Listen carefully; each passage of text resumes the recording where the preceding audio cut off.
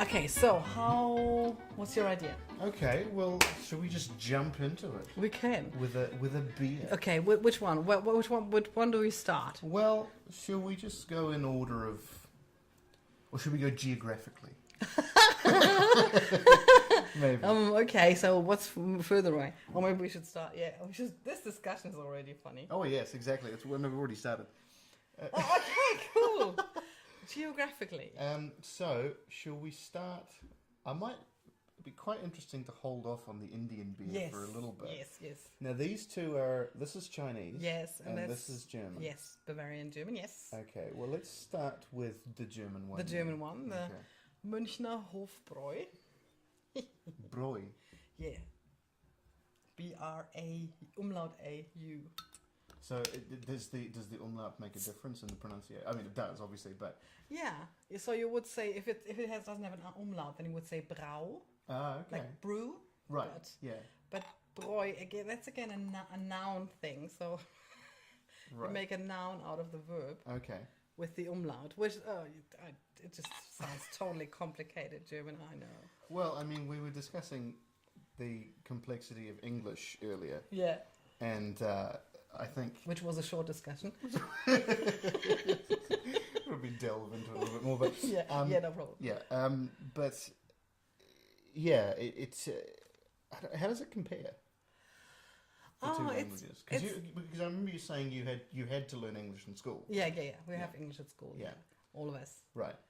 And you can now choose some other languages. So when I was in school back in the days, you would have English and French and Latin, either 2 or 3 of them. Right. So I had English, Latin, and French. Right.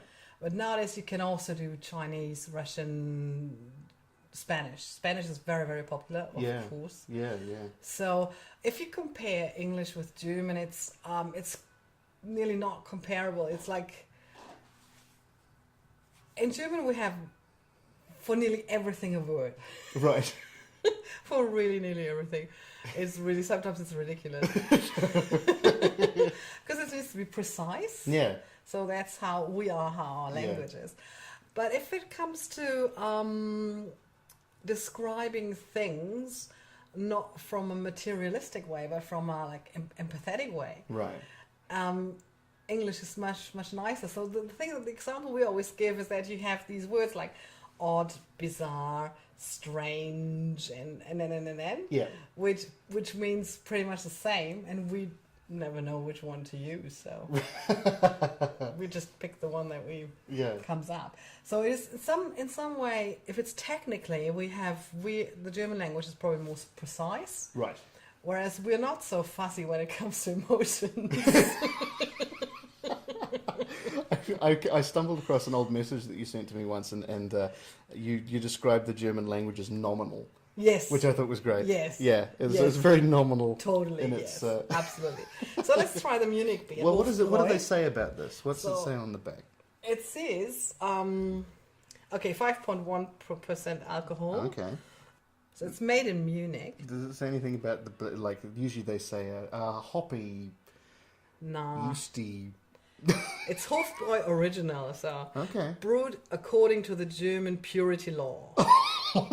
Which is, by the way, 500 years old this year. Right. German purity law. This year? Yes, this year. Oh, right. So we have a law for everything again. Yep. And the Hofbräuhaus München exists since 1589. Crikey. Yeah. Yeah. So it's... And most of the people who go to Munich probably would have been to the Hofbräuhaus, which is quite a touristy place now. Right. Yeah, it's right in the middle of Munich. So let's try this one. Cheers. Cheers. Prost. Prost, exactly.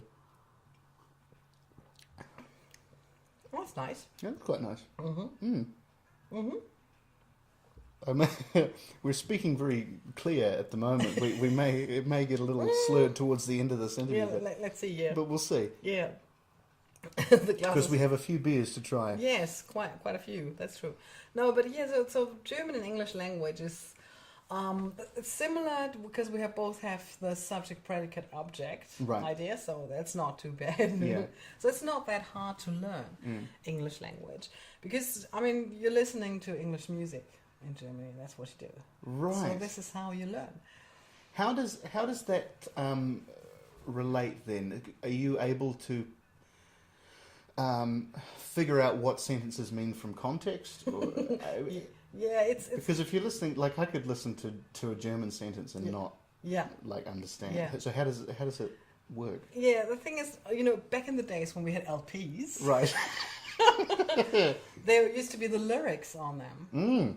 Most of them. On the liner notes. Yes. Yeah. So that was one of the reasons why to buy a record or not. So I would rather buy one that has the lyrics on it. Right. Than one that has none. Right. So, but of course we would also record stuff from the radio.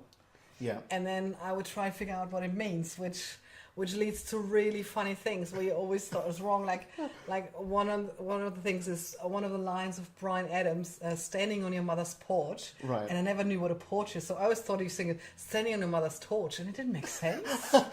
Why would he say that? But I knew the word torch, but I didn't know the word torch. Right, right. So you always assume this is what it says, and you're singing along, and you're singing, and then one day you figure out that's not what it means actually.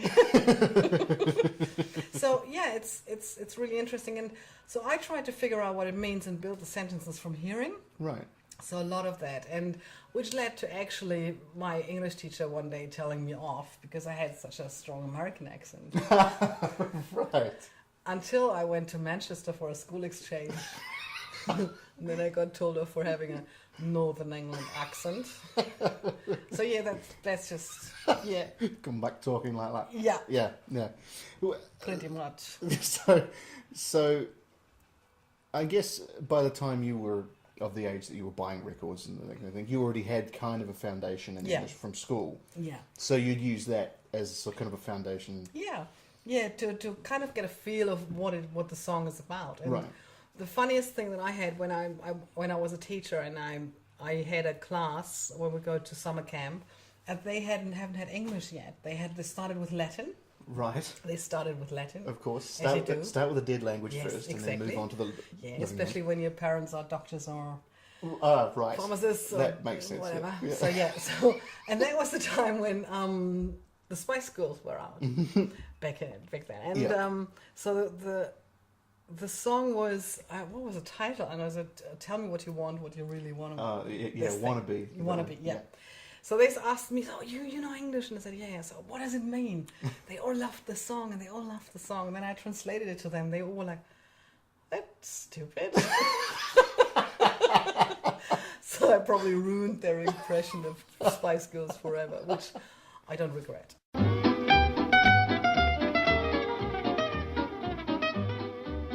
I wanted to bring it before I forget. A couple of weeks ago, I spoke to our friend Jen Maybe. Yes. And she mentioned being in Italy, and there was a town in Italy that had suffered fallout from Chernobyl. Yeah. And we couldn't make sense of this at all. Because really? we're going because we thought it was in Russia. It's not. It's in Ukraine. Yes. And we thought it's so far away, and what's the deal? But then you enlightened me. Would you care to enlighten the rest of us? The thing is really that the cloud was really hanging over Europe for quite a long time. Right. So it was. I can only talk about Germany. So. Right. Yeah. Well, the fallout in the cloud was really for a long time there, and the thing is that the half-time, do you call it in English? How the particles, when the particles start to disappear.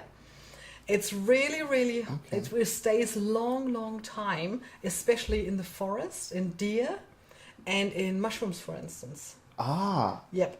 Okay. So we weren't allowed to collect, shoot, or eat deer and mushrooms and berries from the forest for quite a few years. Wow. Yeah.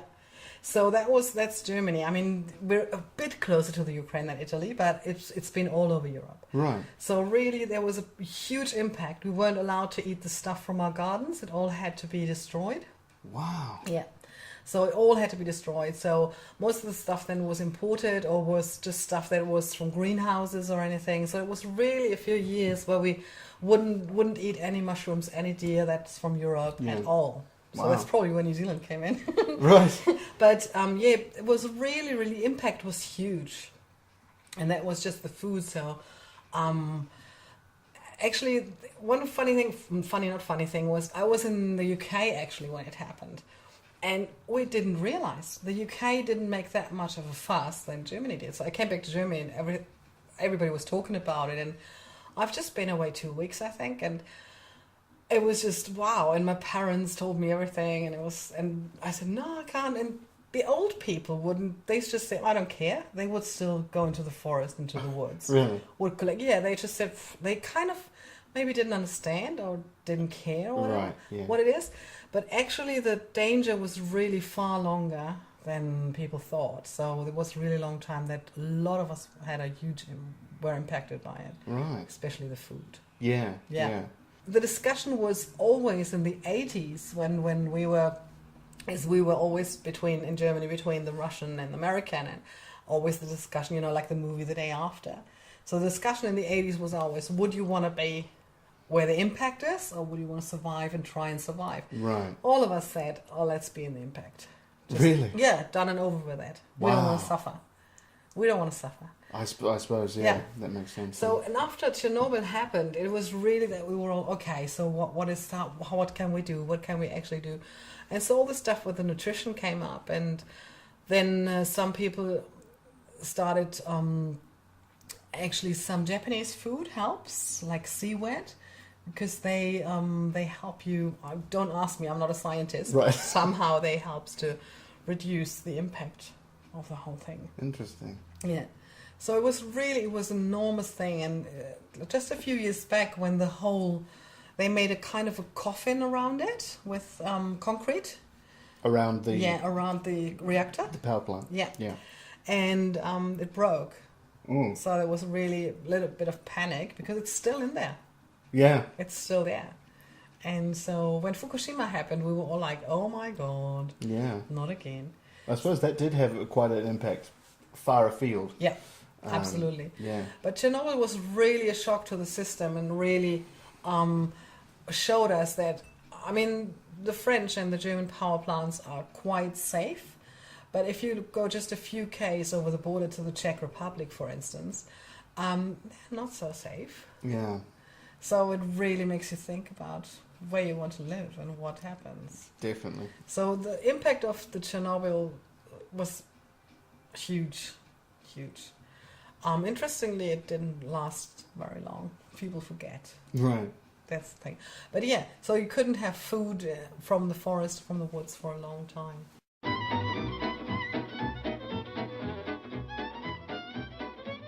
Let's get back onto cheerier subjects, Yes. shall we? Let's do. Let's try the next beer. Yeah, this was very nice. I really like that. That was Hofbräu. Yep, from Munich. Lovely. Good. Very nice. So shall we, I don't know, can we have a cider in between? Or, yes. Well, let's have a cider Why in between. Not? They're both the same. Yes, So it's passion fruit and lime. passion fruit and lime Recordelig. Where is this from? It sounds sort of product of New Zealand. Okay, good. Oh, that's good. Oh, that's great. Recordelig, made in New Zealand. Sounds Dutch, Belgium, but... Yes, I was just going to say, it sounds... Swedish style, it says. Yeah. Oh, Swedish style. There you go. Swedish style cider. What's Swedish about the cider? I guess we'll find out. Cheers. Do they consume a lot of passion fruit and lime? Maybe. It smells very good. Mm-hmm. Oh, it's nice. Oh my gosh. Yes. That's very good. I'm not a big fan of cider, but this one is really nice. I thought because you get pear cider and apple cider and that kind of thing, and we've had that sort of thing. So I thought we'll try something a little bit different. That's really nice. That's very nice. This interview brought to you by Recordelig. Exactly. Yeah. The Swedish style cider from New Zealand. Because why not? Exactly. So you were born in Germany. Nuremberg. Nuremberg. Yes. What was growing up there like? Okay. So Nuremberg we have 500,000 citizens, so it's considered a smaller town. Right. Growing up there it was good. It was really good. So when I was a child, they started building the underground, for instance. Okay. So that's how I got to school then later on. So it's the size of the town is large enough to have really decent infrastructure, as in cinema, theater, sports, all kind of sports. Right. But it's small enough to not be an anonymous, huge, monstrous thing. Right. And the best thing about Nuremberg is probably that, it has a very old city. So Nuremberg dates back to around, I think, 1180. Wow. Where it was for the first documents were found. Right. And we have an old castle. So around the castle, the whole town is built. Cool. And so we have really, really old houses and really nice places in town. Mm-hmm. The city was completely destroyed in World War II. Completely? Yes, completely. I can show you pictures. It's really, woof. It's like Dresden and Cologne and everything. It's just completely destroyed. Yes. And the decision was made after World War II that the city would be built up as it's been. For instance, Cologne made the decision to build it all new. Right.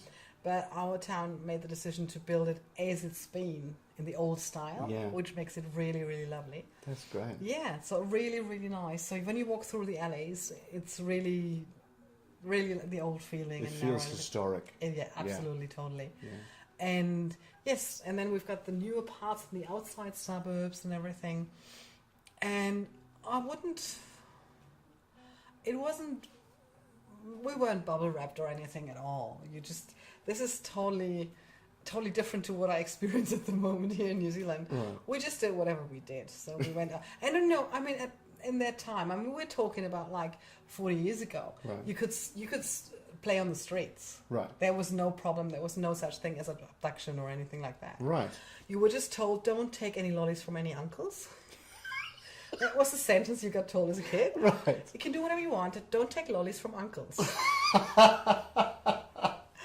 So you wouldn't take lollies from uncles. Words. Yeah. But there was nothing. We stayed out as long as we wanted, went to the woods, to whatever we did. Yeah. Yeah. And then, of course, then they were the 80s. Hey. Yeah, the party time 80s. Yeah. Really good. It was really, really good. And the decade of Nena. yeah, exactly. The decade of Nena. Yes, exactly. Yeah, Nena and Depeche Mode. Is it? Oh, yes, Yes, Depeche Mode, yeah. Started then. Yeah. Started then. And yeah, so really that time, the Neue Deutsche Welle, as we called it. And yeah, it was really, really good. What is that? What's that phrase? New German Wave. Ah, okay. And with was that specifically pertaining to music? Or yes. Just, right. That was everything with Nena and the German Major Tom. German version of Major Tom, really good. Peter Schilling. David Bowie. Peter Schilling. I mean Peter Schilling.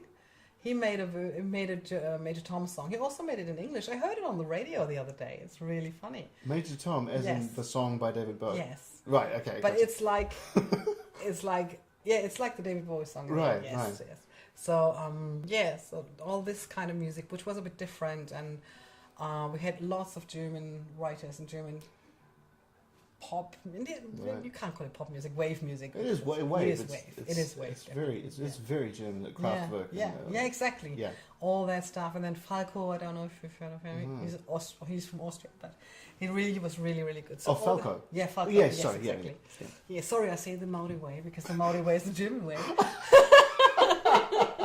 Yeah, that's why I say Falco. Yeah. It's a Falco. Yeah. So I'm here to translate. Yeah, thank you so much. Yes. Oh.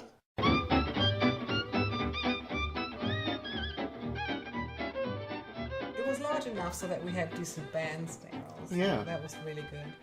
And of course the whole stuff, discotheques and everything. Mm. And then uni wasn't that far away. Right. So that was quite good. And yes, and then you start working and you just stay there. Yeah. Until you leave. To go to New Zealand. So you said uni wasn't far away. When you went to uni, because you were a teacher, yeah. correct? You went to uni to study to be a teacher? Or? Yes, right. Geography, economics and law. Okay. Mm-hmm. Law? Yeah. Wow, I didn't know this. That's fantastic. Yeah. So you studied those to teach them, or did you want to get into law or economics? Teacher. It was absolutely because as a teacher, if you teach law, you don't do the full law degree. Okay. It's just like a semi thing, like a right. You just stripe it. So it's like you go there and you have classes about law and economics, and geography, of course, was the other subject. Yeah. And if you study, in this case, economics and law, it's always high school teaching. Right. Because that's when they teach economics and law. And so it's like the economics is nearly a full study. Right. But you have some hours less because you also have the law lessons. Okay. And that subject actually changed over the last years. They also teach now the computer science with economics and law, which don't know how that makes sense, but it's not up to us. Right. It was the educational people who decided that, but it doesn't make sense to me, but it doesn't matter. Right. So geography was great. I loved the geography. It was just fantastic, really good. Yeah. Law, not so much. Economics, interesting, because I worked in a bank before, so I'm also a bank clerk. Right.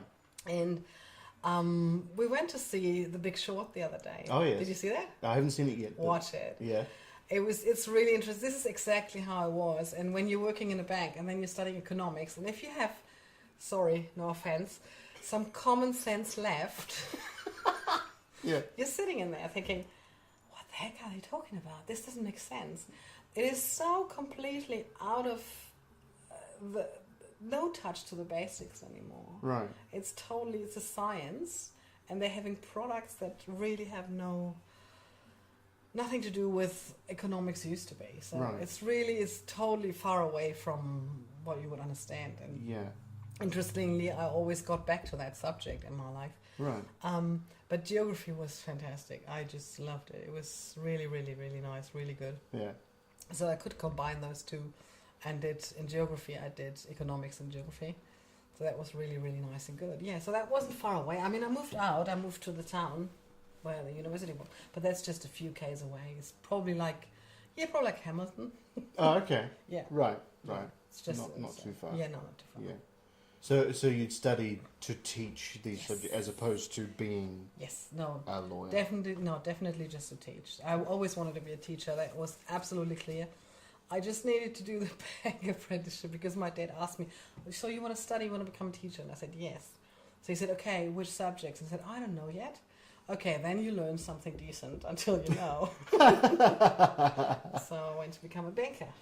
Right. And I found out what I wanted, and so that's what I taught then. So when you left uni, did you go straight into teaching, or did you do banking? No, this is a bit complicated. What you have to do after the uni is another 2 years of apprenticeship. Oh, okay. As a teacher. Yeah. So I did that, and after that, it is that because it's all done by government. So government decides who's going to be employed and who's not. Oh. And then that year, when I finished, there was just one place in all over Bavaria with that combination free, and I didn't have the very best mark in that year. Right. So I knew I wouldn't get one. Right. So I went straight to industry and went to Allianz Insurance as a mentor and teacher for, again, financial products and these things. So I stayed within the financial realms, and that was funny. You said that the employment is sort of decided upon by the government. Yes. Is that with every teacher? Yes. But with every industry? No. Just teaching? It's teaching. It's law. It's everything where there's not a private industry involved.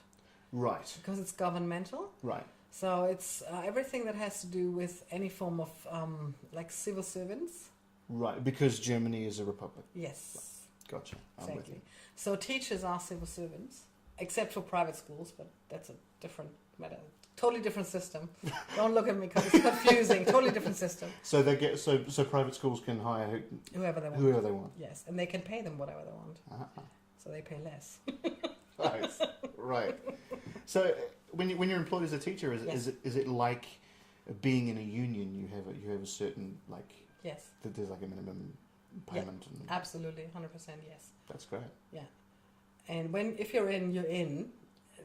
Only if you really get sentenced to, I think, more than a year. If you've done something and you get sentenced to more than a year prison, right, then you lose your status as a civil servant. Ah. But other than that, for lifetime. And there's no way back in once you're in prison.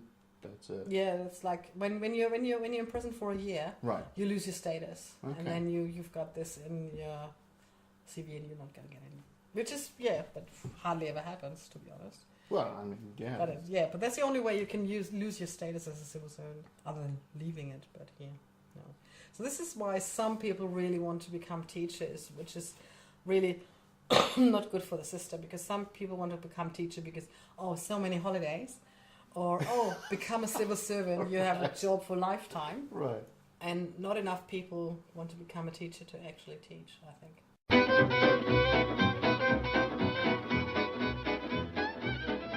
Should we try another beer? Yes. How about the Chinese? The Chinese. Yes. All right. What's this one called? Tsingtao. Tsingtao. Yes. So, yes, Tsingtao. As I told you before, the funny thing about Tsingtao is that the brewery that does the Tsingtao beer was built by Bavarian people in China. Yes. Beginning the last century, I think. Yes, I think that's what Stefan said. Yeah. And so we don't claim ownership really, but it's just funny. Yeah. Drinking a Chinese beer since 1903. Yes, it's up there. 1903. So there you go. But you did say that the people who built it tried to get it back for their beer museum. Yeah.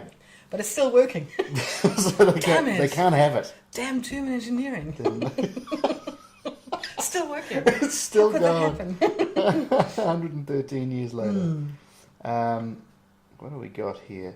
I'm trying to find. It doesn't actually say. These aren't like bottles of wine, are they? No. I was going to say the labels on the back for wine. They'd say. Yeah, exactly. A fruity compliment. No, it's just beer. It's just beer. Just beer. Yeah. I'm trying to read too much into it. No. But that's all right. Tsingtao. Tsingtao. Ganbai. Of course. I like that. That's it's light. Nice. Yes, it is. And I like it. I don't drink a lot of beer. Is the thing. Okay. So I'm not up with the play. I guess I'm not as familiar with. The thing is, either I like it or not, and I can't not explain it. Right. I don't need to, but that one tastes really nice. Yeah. Yes. Is it a big thing? I mean, you have Oktoberfest, obviously. Yeah. So, is that big? Is it like the whole of Germany like really gets behind the beer and that kind of thing? Totally. Wow. Yes. Totally, yes. Just like Kiwis with rugby. Probably, yes. Yes, probably, yes. No, it's really the thing with the beer is that I don't know if it's true, but it's something that Stefan always say and some other people say that beer wasn't considered alcohol as such for a long time. Really? So, yes. So actually, I think it's actually true. When you're 16, you can have a beer. Really? Yeah, but no spirits. Spirits is from 18, of course, and wine and stuff. Alcohol percentage, perhaps. What's this? It doesn't say. Oh, there we go. 4.5%. Oh, okay. Whoa. Well, see, the other one was like, wasn't 5 or something? It was 5, yeah. But it tasted stronger. Well, maybe that's it then. Maybe that's why it wasn't not so bad. Mm-hmm. Yeah. No, really, beer is really a normal thing. It's you can have it everywhere, and the beer prices here are just enormous. Right. I mean, it's just incredible how much you charge for beer here in New Zealand, and the bottles are smaller. I mean, we have half-liter bottles. Yeah. Well, this Tsingtao is 640 ml. And this bottle would probably cost in Germany something around €1, which would be like what's the $1 something. Right. Yeah. Yeah. That's amazing. Yeah. So you get half a liter of beer in the supermarket for like 45 cents. It's no problem. And it's okay. It's drinkable. That's great. Yeah, no. And it's just so you have it. Of course, we used to have major issues with beer. Nowadays, it's more issues with same as here with RTDs. Right. So beer is not an issue as such. So kids grow up with that. Yeah. We would have a shandy now and then. Right. Yeah. From like 12, 13, 14. So there's not, because in New Zealand we have this binge drinking culture. Yes. Not in Germany? Yes, they do. Oh, they do. But it's okay. So I left 6.5 years ago. Yeah. It's what I've read in the newspaper. It's gotten worse. But I've never experienced... I mean, maybe I haven't been to the same places. Not to that excess what I saw here. Right, yeah. But maybe I've always been just in different places, I don't know. But it's really different. I mean, when we were teenagers, we would drink. We would have parties. Right. We would have it in our own places, so at a mate's place or whatever. And the parents would know. Right. So it was quite a safe place in that case. So it was really just about, if you have too much, you're going to vomit, you're going to feel horrible. Yeah.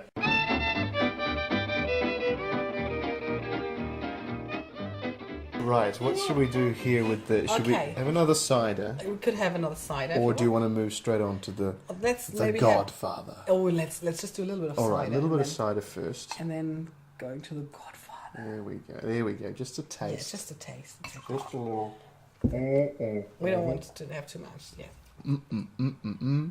That's very good cider, actually. I must commend the Recorder Leg people. Well done. I'll see if I can get some sponsorship from them. They might pay for the next few episodes. Yes, exactly. I doubt it very much. And if anybody else or those cider companies wants to have us tasting them, just where his address is. Exactly. So we can do more tastings. Exactly. We can make this into a regular show. Yeah. This would be great. Reviews of cider. We do wine too, if you want. Yeah, we'll do anything. Send us anything. Exactly. Honestly. We'll taste it. Yeah. So you said you moved here 6.5 years ago. What? Actually, no, before that, because you would have been married to Stefan by this point when you moved over here. How did you two meet? How did you two kids get together? How much time do you have? Oh, gosh. Oh, this is... Okay. I try to make it short. Please, go. So, actually, my father was his coach. Coach? What for? 9-pin bowling, or skittling as the English call it. Really? Yes. So my father was his coach. So I was playing in the girls' team and he was playing in the boys' team. Right. And rumor has it that he always had an eye on me. Okay. Seems. And we had to vote a spokesperson for the youth, for the sports youth. And I was voted first and he was voted second. And that was when we both were 16, I think. Really? Yeah. Wow. Yeah, but we didn't get together at that time. Right. We were friends. We were really good friends. Yeah. And it took another 3 years until we got together. Yeah. I think. No, that's not right. Hang on. Give me more of that cider. No, it took 5 years. Okay. It took 5 years. Yeah. Until we were 21, yes. Yeah. That's when we got together.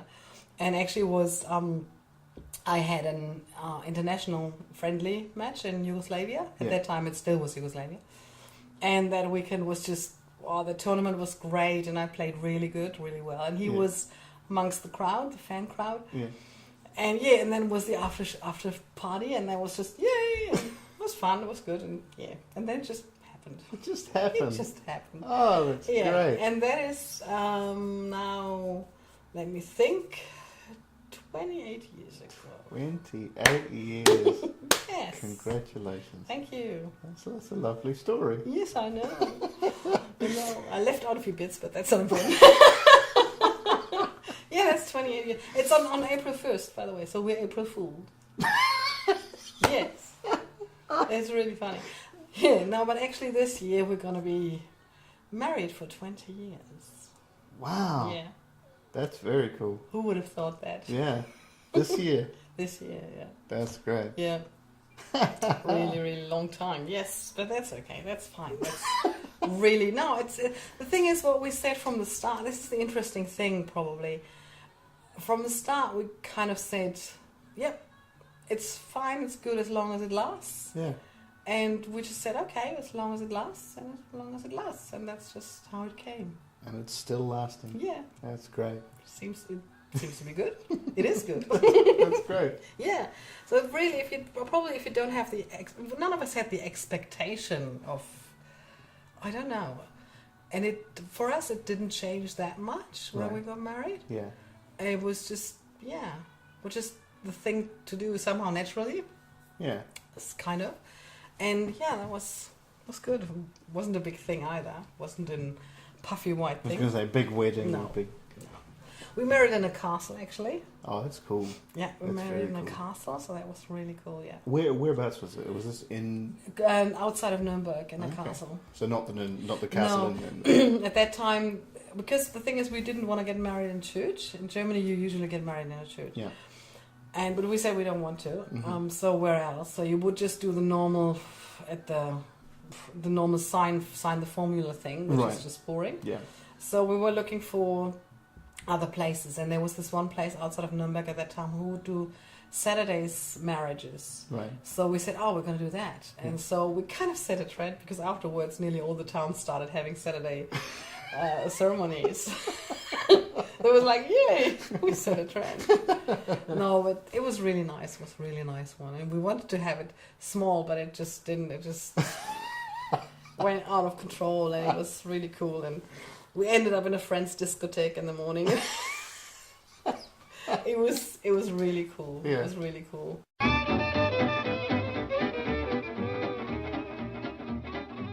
You came over here 6.5 years ago. Yeah. What inspired that move? Why did you come here? How much time do you have? No. The thing was, we were here during university time, at half-time of uni, when we had our kind of, you make a diploma at half-time, and after that we said, okay, we want to travel. And Stefan always wanted to go to New Zealand, and I said, okay, I'll come along, fine, it's okay, never been there, whatever. So we packed our backpacks into New Zealand for 2 or 3 months or something, and totally loved it, totally enjoyed it. Right. And when we came back, we were like, okay, one day, whatever. And then you finish uni, you start working, you work, and you forget all these things. And what actually happened with the working was that we both were pretty much overworked, so we worked really hard and really a lot. And we loved our jobs, that's not a question. And then but in the case of all this traveling and consulting and with the IT job mainly, I got sick, and really sick, so I had to quit my job and stayed at home. And because we were married, with the German tax system, if you have just one provider of the family, he has to pay less tax. Because he's providing for the family. Right. And so the loss wasn't that big, but on the money side. But of course it was hard in the beginning to cope with not earning any money. This is, you kind of define yourself over your pay slip. Right. Because you've worked so hard, you've studied so long. In Germany, you usually study between 5 and 6 years. Right. So, we don't have any fees, but you have to live. So during uni. Yeah, of course. So you worked hard and these things. And then I suddenly didn't have a pay slip. And so what should I define myself over? That was really a hard time when I needed to kind of find myself again. Yeah. And that's when I started the whole journey with the meditation and the Feng Shui and the Chinese medicine. Right. Because I was completely burned out, and that was 2003. And so I started to do all these weird things. At that time, it was really weird. Yeah. There was on the internet, there would be next to nothing like that. So now you have everything on the internet, free stuff and everything. So I started this journey with the meditation, the Feng Shui, and the Chinese medicine, and gradually got better. Yeah. So started my little side business then with the meditation and the Feng Shui and everything. And then we both turned 40, and we were sitting on Lanzarote, Canary Island, in our favorite cafe, because we would always go there on holiday, because we wouldn't, due to our jobs, it was hard to get holiday at the same time. So we would sit there in the year when we turned 40 and sitting there thinking, okay, so this is our life. So we would both travel, or I was sick at home, he would travel, meeting only on weekends, kind of life. Financially we were fine. That was not a problem at all. Financially that was but you just start asking yourself, is this a life that you lead? Right. And then the answer is pretty much, no, it's not. So the idea, a lot of German thinking is you work really hard. And then once you're retired, you're going to live. I mean, no, that's not what we wanted. Right. So we were 40 and thinking, so we have to struggle along like this for another 25 years and then eventually get to what we want. Doesn't make sense. So we both said, okay, we have to change something. I don't know who came up with the idea. Do you remember we said a few years ago we were thinking about moving to another country and moving to New Zealand. How about this thought again? So we put in the expression of interest, got straight back yes. So we applied for residency under the skills category. Right. Got rejected first because of my body weight. Right. My BMI was too high, so I had to lose weight. Right. That was okay. So yeah, then we got the okay, so we can come. And from the okay, you have 3 months time to actually enter the country. Right. So we said, nobody's waiting for us. We've got no stuff. And I said, how about we've never been to Asia, go 3 months to Asia. So we toured, on the way to New Zealand, we toured Thailand, Laos, Vietnam, Cambodia, and back to Thailand. Wow. With a backpack. Yeah. And that was amazing. That was incredible. That was just really wow. And for the first 2 weeks in Thailand, we worked in an elephant camp where we had an elephant to look after. Which was amazing. Amazing creatures. That's amazing awesome. Creatures. Yeah, really, really. And that was also for us therapy to kind of get out of that industrial world. Yeah, for sure. And and we both worked till like I think 3 weeks before we left. We both worked because I got an offer from the IT industry which I really couldn't reject. Right. Because we needed the money for the move, and we also wanted to kind of prove maybe we can make it, maybe we can still make it in Germany, and then we both felt no, we get sucked into the industry again. Yeah.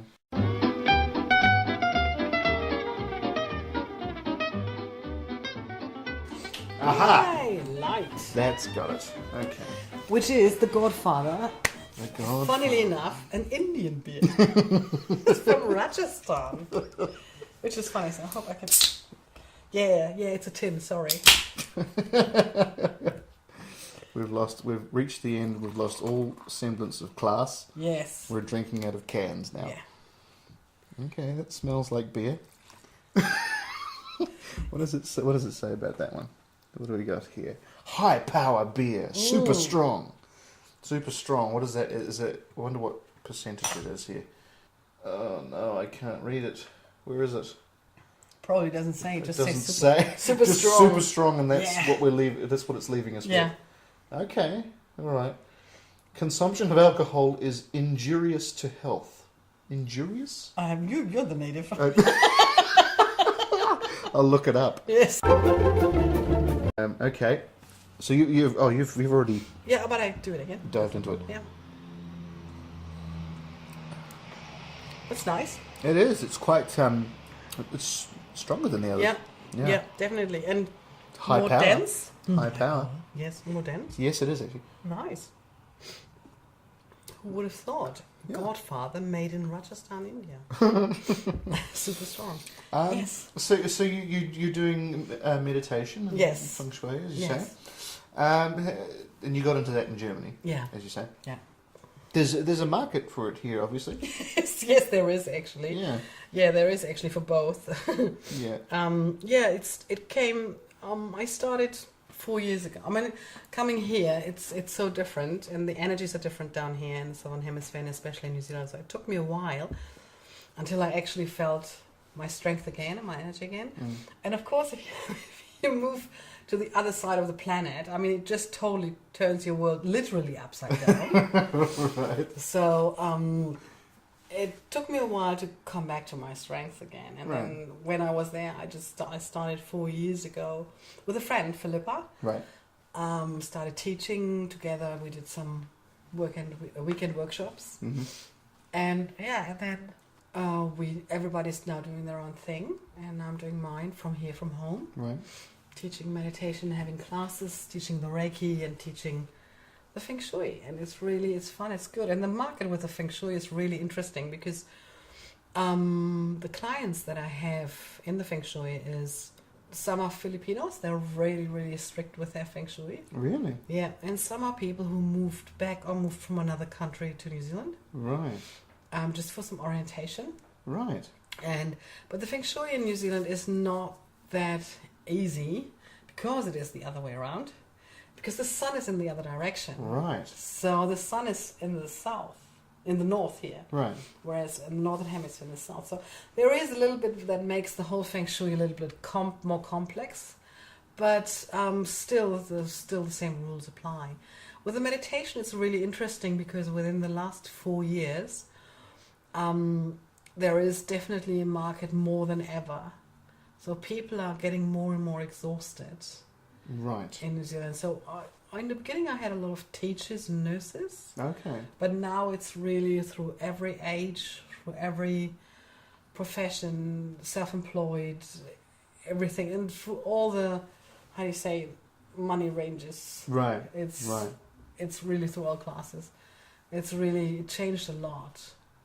So there is definitely a market, and there are more and more people offering meditation and yoga also. In Tonga and everywhere else. Yoga's big, yeah. Yeah. So for people who don't know, explain the concept of Feng Shui. Okay. The concept is the harmony that you have in your surrounding, that you want to have in your surrounding. Right.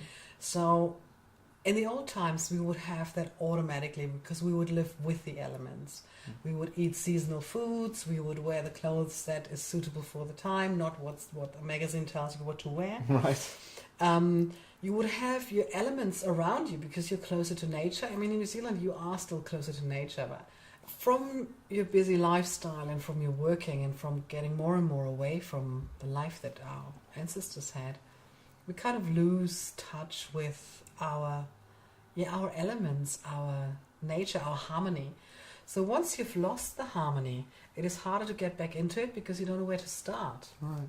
It's like when you feel that your food doesn't really nourish you anymore. You don't feel fed while you eat more and more and more. Then you have to start finding out, okay, which food is good for me, which is not.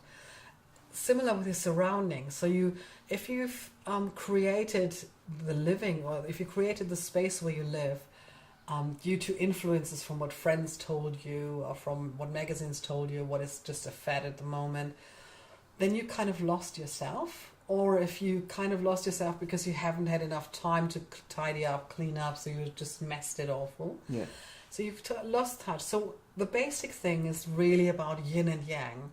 There's two elements. So the yin is the male principle, the sun principle, and the female principle, the soft principle, and the yang is the male principle, the sun principle. Right. So if you have the strengths and the weaknesses, if you have the dark and the light, it has to be balanced. So if you have a room that is completely lighted, high, really strong light into the last corner, it's not very comfy, is it? Right. But it is good to work in. Right. But if you have a room where you have next to no light and all full of cushions and really very soft and really comfy, you will love it and snuggle in it and read a book maybe, but it's not a good surrounding to work in. Right. So you have different rooms who have different purposes. So you would have the lighting in your bedroom would be different than in the lounge, for instance, than in the kitchen. Different depending on the function. So we need different surroundings due to the function and due to where we feel well. Yes, and this is how it works. And the interesting thing is with New Zealand, by the way, that you very often decide where's the harmony in the room when you enter the house. But because you have this back entrance, front entrance thing, yeah? What is the main entrance? Damn. That took me a long time to actually figure out with the people. So what is your main entrance? Because you usually say, in Feng Shui, you say, this is where the guests enter the house. Everybody goes, yeah, but they take the other one. So it's just like, oh my gosh. It's not so easy with the Feng Shui here. Not so easy. No. Well, I have to say, Yep. Sandra, you have a very comfortable home. Thank you. A very balanced home. Which one is yours? I still have. Oh, okay. Well, I'll have a bit more cider. Yeah. But cheers to you, and thank you very much.